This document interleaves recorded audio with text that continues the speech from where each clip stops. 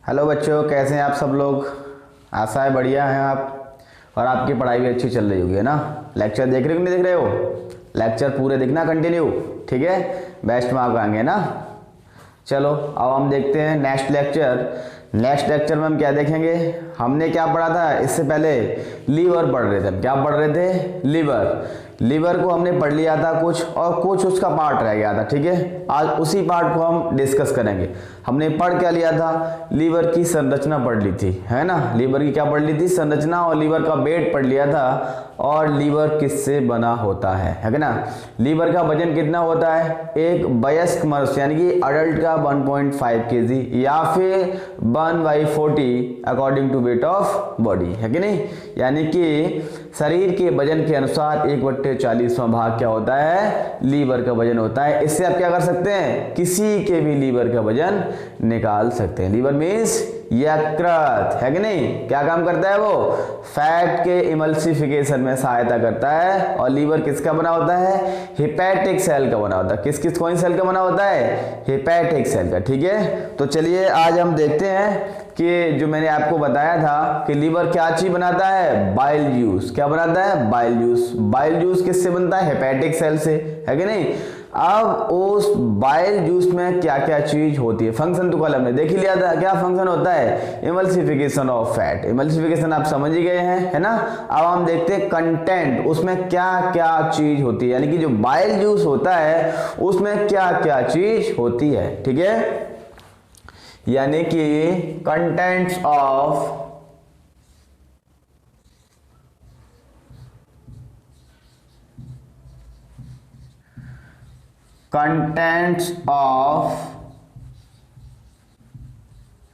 Bile juice, यानी कि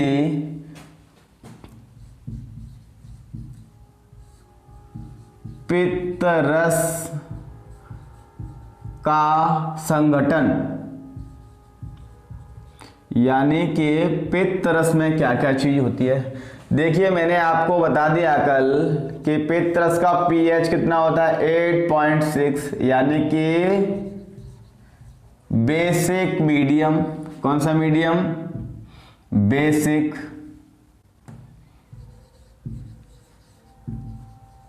basic medium में काम करता है। इसमें बेटा होते हैं पित्त लवण। पित्त लवण होते हैं। क्या चीज होंगे?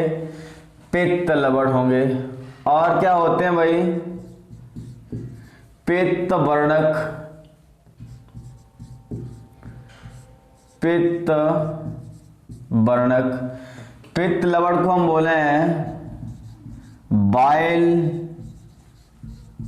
सॉल्ट। इसको बोले हम बाइल पिगमेंट, है कि नहीं। अब पित्त लवण कौन से होते हैं? पित्त वर्णक कौन से होते हैं? सोडियम टेरोकोलेट,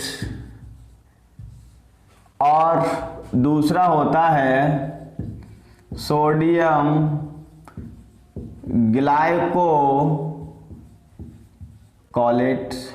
यानी कि आपके क्या होंगे भाई? पित्त लवण होंगे। पित्त वर्णक आपके होंगे बिलीरुबिन, और दूसरा होगा बिलवर्डिन।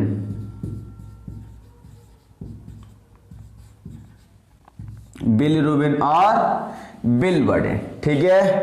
बिलीरुबिन का जो बेटा कलर होगा वो होगा येलो, मतलब पीला।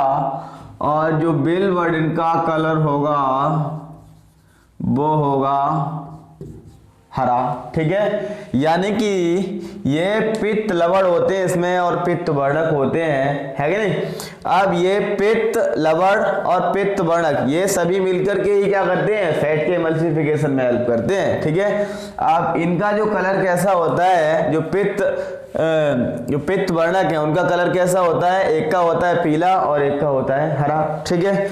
अब ये दोनों ये बनते कैसे हैं, यानी कि जो बाइल पिगमेंट है वो किससे बनता है, यानी कि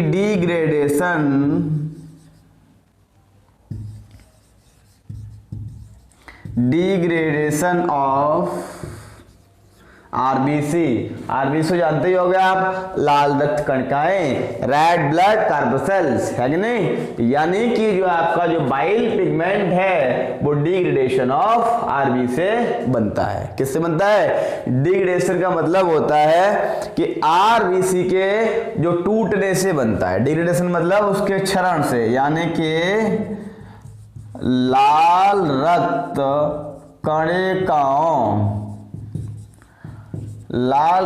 कणिकाओं के क्षरण या फिर टूटने से। यानी कि जो आपके जो बाइल पिगमेंट हैं, ये बाइल पिगमेंट किससे बन रहे हैं भाई, डिग्रेडेशन ऑफ आरबीसी से बन रहे हैं। समझ में आया। चलो अब हम आगे देखते हैं कि ये सभी मिलकर के काम कहां पे कर रहे हैं। मैंने आपको बताया था ये सभी मिलकर के काम कहां पे कर रहे हैं, डिओडेनम में, यानी कि जो स्मॉल इंटेस्टाइन का या छोटी आंत का आगे वाला पार्ट है कि नहीं, ये इनकी रहती है कंडीशन। आगे हम देखते हैं कि जैसे ये हमारा क्या हो गया भाई, ये पूरा इसका कंटेंट हो गया। किसका कंटेंट हो गया, ये बाइल जूस का कंटेंट है। किसका कंटेंट है, बाइल जूस का। अब ये बाइल जूस कहां पे काम करेगा, जैसे आपको मैंने कल भी बताया था, जस्ट अभी भी बताया है कि आपका बना बाइल जूस बना। बाइल जूस बेटा कहां बना, लीवर में कौन सी सेल थी, हेपेटिक सेल थी। कौन सी, हेपेटिक सेल। अब बाइल जूस स्टोर कहां पे हुआ भाई, ये बाइल जूस स्टोर हुआ कहां पर, यानी कि गॉल ब्लैडर। गॉल ब्लैडर का मतलब पित्ताशय, जिसको हम क्या बोलते हैं, पित्त की थैली, यानी कि पित्ताशय में। ठीक है, पित्ताशय से एक नली के द्वारा कहां पे गया, ये ड्यूओडेनम। कहां पे गया भाई, ये ड्यूओडेनम। ये ड्यूओडेनम क्या है भाई, छोटी आंत का सबसे पहला भाग। क्या है, यानी कि ये है भाई छोटी आंत का सबसे पहला भाग डिओडेनम। ठीक है, तो काम कहां पर कर रहा है, ये डिओडेनम में काम कर रहा है। अभी डिओडेनम किसके द्वारा आया भाई, बाइल डक्ट। किसके द्वारा आया भाई, ये कॉमन बाइल डक्ट, यानी कि सामान्य पित्त वाहिनी। सामान्य पित्त वाहिनी, यानी कि जो बाइल जूस जो लीवर में बना था वो स्टोर कहां पे हुआ था, गॉल ब्लैडर में, और वो गया का काम इसने कहां पे किया था, डिओडेनम। अब डिओडेनम तक कैसे पहुंचा, कॉमन बाइल डक्ट के द्वारा पहुंचा। ठीक है, ये आपका क्या होता है, लीवर का पार्ट क्या होता है, कंप्लीट होता है। ठीक है, चलिए अब हम देखते हैं अगले, यानी कि उसमें पाचन देखते हैं। जो अगला ऑर्गन है जिसका नाम है स्मॉल इंटेस्टाइन। क्या है भाई, यानी कि एलिमेंट्री कैनाल के अगले पार्ट में जो हम डाइजेशन देखते हैं, इसका नाम क्या है, स्मॉल इंटेस्टाइन।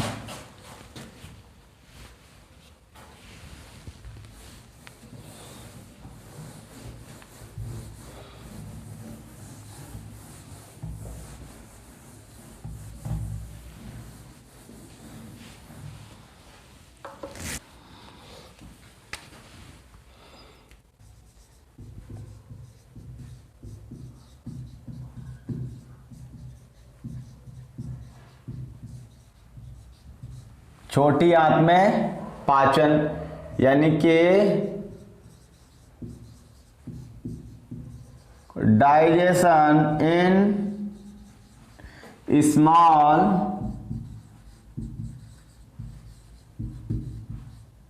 इंटेस्टाइन, ठीक है, छोटी आंत में पाचन। चलिए हम थोड़ा सा एक डायग्राम ड्रॉ करते हैं फिर आपको बताते हैं।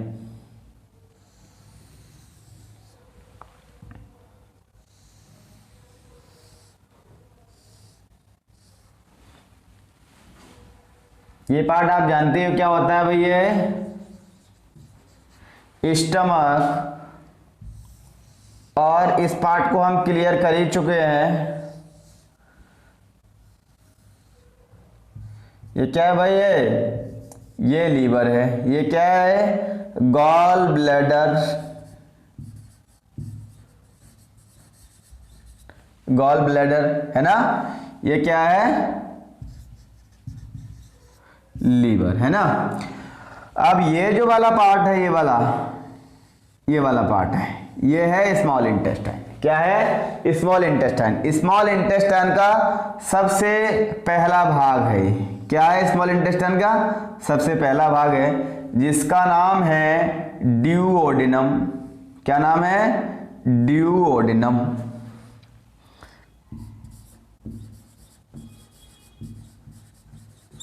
ड्यूओडेनम मतलब इसको बोलते हैं ग्रहणी। क्या बोलते हैं, ग्रहणी। इससे देखिए एक ऐसी संरचना लगी होती है, अनियमित आकार की ये संरचना होती है। ये लेंदी सा पार्ट होता है। इसका नाम होता है बेटा पैंक्रियास। क्या नाम होता है, पैंक्रियास। इसको हम बोलते हैं अग्नाशय। क्या बोलते हैं, अग्नाशय। तो स्मॉल यानी कि इंटेस्टाइन में डाइजेशन पढ़ने से पहले सबसे पहले हम थोड़ा क्या देखेंगे, पैंक्रियास के बारे में जानकारी लेंगे, जिससे कि पहले हमने यानी कि इस पार्ट में डाइजेशन पढ़ने से पहले हमने किसकी जानकारी ली थी, लीवर की। तो सबसे पहले हम थोड़ा सा क्या पढ़ेंगे, पैंक्रियास पढ़ेंगे। पैंक्रियास क्या होता है,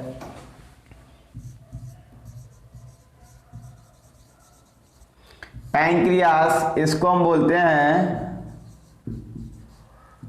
अग्नाशय। ठीक है, अग्नाशय कहां पर मिलता है, ये ग्रहणी से जुड़ा होता है। ये ग्रहणी से जुड़ा हुआ होता है। किससे जुड़ा हुआ होता है, ग्रहणी से जुड़ा हुआ होता है। ये एक अंतःस्रावी तथा बाह्यस्रावी ग्रंथि की तरह काम करता है। ये अंतःस्रावी तथा बाह्यस्रावी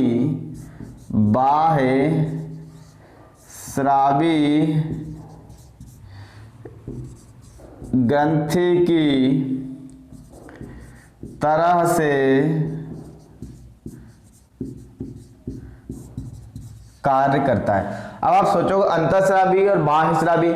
अंतःस्रावी यानी ग्रंथियां एक यानी कि ऐसे ऊतक होते हैं, ग्रंथियां कैसे ऊतक होते हैं जिनसे क्या निकलता है, कुछ बायोकेमिकल्स निकलेंगे, बट वो एंजाइम नहीं होते हैं। ठीक है, होते वो भी केमिकल ही हैं, बट वो क्या होते हैं, एंजाइम नहीं होते। वो स्टेरॉयड हो सकते हैं, जैसे आपने नाम सुना होगा हार्मोन। तो जस्ट आप ऐसे मान लो कि अंतःस्रावी ग्रंथियों से क्या निकलते हैं, हार्मोन निकलते हैं। इसका मतलब क्या है, अग्नाशय से भी कोई ना कोई हार्मोन निकलता होगा। जस्ट हाँ, बिल्कुल सही बात है, आपने बिल्कुल सही समझा। यानी कि अंतःस्रावी ग्रंथियों से क्या निकलते हैं, हार्मोन। तो इसका मतलब क्या है भैया, ये आपका अग्नाशय है, इससे भी हार्मोन निकलते हैं, इसीलिए हम इसको क्या बोल देते हैं, अंतःस्रावी ग्रंथि कहते हैं। बट यहाँ पे हार्मोन के साथ साथ में इससे और क्या निकलता है, इससे कुछ एंजाइम्स भी निकलते हैं जो भोजन के पाचन में सहायता करते हैं। ठीक है, देखिए एक अमेजिंग चीज मैं आपको बताऊं, क्योंकि आप क्लास 10th में हो, अभी आपने शायद पता हो, मे भी पॉसिबल नहीं भी पता हो सकता है। आपने डायबिटीज नाम सुना है, आपने डायबिटीज नाम सुना है कि नहीं सुना है, चलो खूब आपने डायबिटीज नाम सुना होगा। इसका मतलब क्या है, आपने डायबिटीज सुना है तो यानी कि किसकी कमी से होता है, बॉडी में ऐसा कौन सा अंग होता है वो खराब हो जाता है या प्रॉपर रूप से काम नहीं करता है जब डायबिटीज होता है। ठीक है, तो चलिए यह हमारा ऑर्गन्स होता है अग्नाशय। अगर हमारा अग्नाशय प्रॉपर रूप से सही तरीके से अगर कार्य न करे तो कौन सा रोग हो जाएगा? डायबिटीज रोग हो जाएगा। कौन सा रोग हो जाएगा? डायबिटीज। डायबिटीज के बारे में आगे डिस्कस करेंगे। पहले हम क्या देख रहे थे इसमें? डाइजेशन देख रहे थे, डाइजेशन में हेल्प कैसे करता है ना। तो इससे कुछ बेटा एंजाइम्स भी निकलते हैं। क्या निकलते हैं? कुछ एंजाइम्स भी निकलते हैं। वो एंजाइम्स ही हेल्प करते हैं डाइजेशन में, और इससे एंजाइम्स निकल करके एक ट्यूब के द्वारा इस जगह पर आते हैं। इस जगह का मतलब ग्रहणी में आते हैं। जिस तरीके से यहां से जो बाइल जूस था, बाइल जूस एक ट्यूब के द्वारा कहां पर आया? डिओडिनम यानी कि ग्रहणी में आया, तभी तो उसने डाइजेशन किया था। यहाँ पर कौन सा फूड था? लीवर में तो कोई फूड नहीं था। फूड कहाँ पर था भाई? फूड तो ऐसे आ रहा है ना, इसी को हम बोलते हैं एलिमेंट्री कैनाल। क्या बोलते हैं? एलिमेंट्री कैनाल का मतलब होता है आहार नाल, है कि नहीं। हम आहार नाल में ही तो पाचन पढ़ रहे हैं। अलग अलग जगह पर किस जगह पर कौन सा पाचन होता है, भोजन के कौन से घटक का पाचन होता है ना। अब यहाँ पे कंडीशन क्या है? ठीक उसी तरीके से यहाँ से भी कुछ एंजाइम बनेंगे। किससे बनेंगे? अग्नाशय से भी कुछ एंजाइम बनेंगे। वो एक ट्यूब के द्वारा कहाँ पर आ जाएंगे?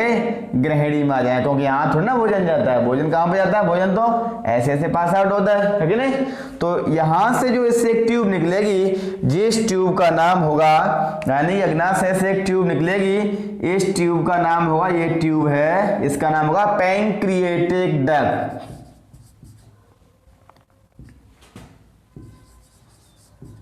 पैंक्रिएटिक डक्ट, इसको हम बोलते हैं अग्नाशयी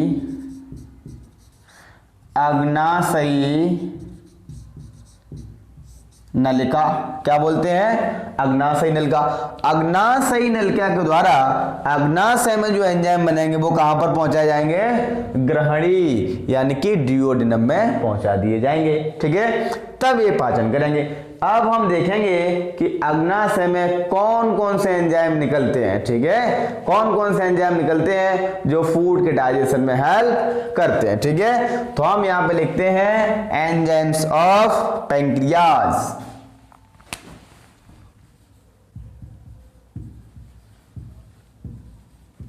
एंजाइम्स ऑफ पैंक्रियाज यानी कि अग्नाशय के एंजाइम। यहां पे हम क्या लिखें? अग्नाशय के एंजाइम। एंजाइम आप जानते हो एंजाइम क्या होते हैं? बायोकेमिकल वो तो होते हैं, वो क्या करते हैं? डाइजेशन में हेल्प करते हैं। कौन कौन से एंजाइम होते हैं बेटा? एक होता है ट्रिप्सिन। कौन सा होता है भाई? ट्रिप्सिन। दूसरा होता है लाइपेज। तीसरा होता है एमाइलेज। एक और होता है, इसका नाम होता है काइमोट्रिप्सिन, है ना। ये कितने एंजाइम हो गए? 1 2 और ये 3 और ये 4, यानी कि अग्नाशय से कितने एंजाइम निकल गए? 4। कौन कौन से निकल गए? ट्रिप्सिन, लाइपेज, एमाइलेज और काइमोट्रिप्सिन। ये 4 एंजाइम निकल गए। किससे निकल गए? अग्नाशय से। अब ये देखते हैं भोजन के किस किस घटक का पाचन करेंगे। चलिए देखते हैं किस किस घटक का पाचन करेंगे।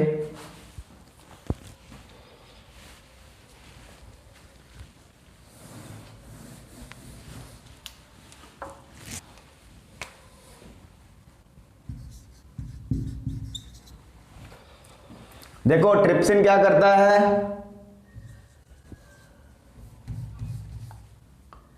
प्रोटीन का डाइजेशन। प्रोटीन का डाइजेशन कौन करेगा? ट्रिप्सिन। कौन डाइजेशन करेगा? ट्रिप्सिन।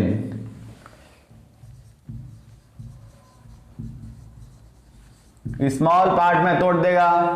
लाइपेज यानी कि फैट, वसा। जैसे कि आपने कहां पढ़ा था इस एंजाइम का जिक्र, थोड़ा हमने कहां पे किया था?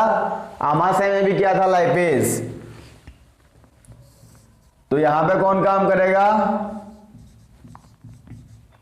लाइपेज। ये किसको तोड़ देगा भाई, बसा को किस में तोड़ेगा, बसीय अम्ल में तोड़ देगा।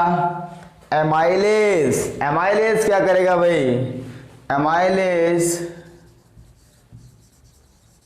एमाइलेज, एमाइलेज किसका पाचन करेगा भाई, कार्बोहाइड्रेट। किसका पाचन करेगा, कार्बोहाइड्रेट। ठीक है, कुछ कार्बोहाइड्रेट का पाचन स्टार्ट कहां से हुआ था, कुछ याद है तुम्हें, कार्बोहाइड्रेट का पाचन हुआ था बक्कल कैविटी यानी मुख गुहा से। सबसे पहले कौन से एंजाइम ने कार्बोहाइड्रेट का पाचन किया था, टाइलिन ने। कहां, किसने किया था, टाइलिन, जिसको आप सलाइवरी एमाइलेज भी कह सकते हैं। समझ में आया, कार्बोहाइड्रेट का पाचन सबसे पहले कहां से स्टार्ट हुआ था, बक्कल कैविटी यानी मुख गुहा से, जहां पे किसका पाचन हुआ था, मंड का, मंड मतलब स्टार्च। वहां पे किसने पाचन किया था, टाइलिन ने। टाइलिन ने उसको किसमें कन्वर्ट कर दिया था, माल्टोज में। अब कुछ बचा हुआ पार्ट, मैंने कहा था ना कि स्टेप बाय स्टेप डाइजेशन होता है, कुछ पार्ट वहां बच गया, कुछ पार्ट वहां बच गया, एलिमेंट्री कैनाल में अलग अलग तरीके से डाइजेशन होता था। ठीक है, चलिए आज हमने क्या पढ़ लिया, यानी कि अग्नाशय के एंजाइम पढ़ लिए। मिलते हैं नेक्स्ट लेक्चर में।